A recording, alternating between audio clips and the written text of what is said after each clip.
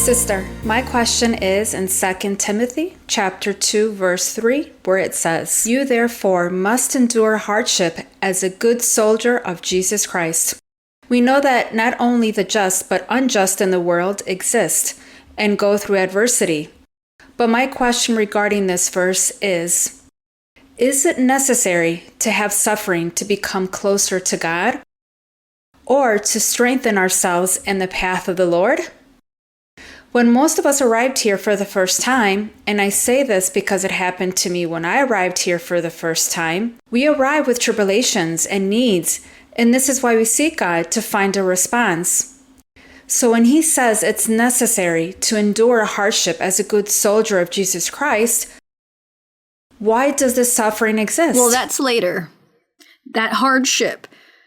When you say we arrive to the church with problems, tribulation, bitterness, and God takes that away and we stay in church, well, God does. He takes that away and we're happy. God begins to speak to us, and what begins to form is hope and trust in God and waiting on the Lord and saying, okay, well, I now have someone to help resolve my life.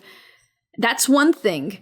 And when he tells Timothy that he needs to endure hardship, well, that's now as a preacher, evangelist, a prophet, because the devil, of course, was going to persecute him for preaching the word. So the hardships were now of a different kind, not perhaps the ones that he had at the beginning when he first converted to the Lord, but now the devil goes after him to try and persecute him and harm him and make him suffer.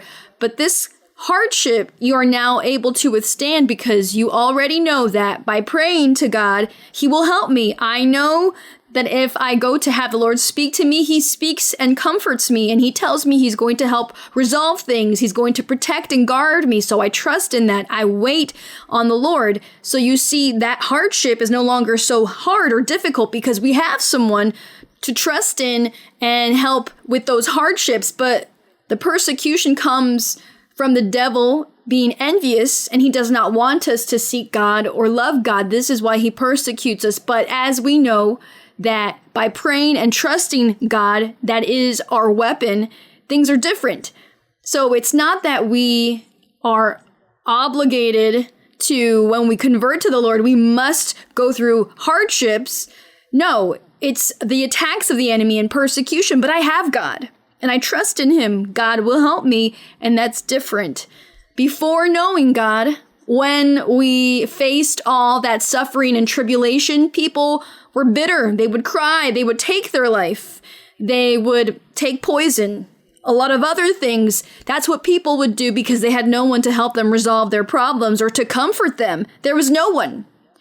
So when you now know God, we know God helps us, and so things are different. We no longer suffer because the Lord is who is going to help us. And I continue praying to him and asking him until the Lord helps me, and that's it.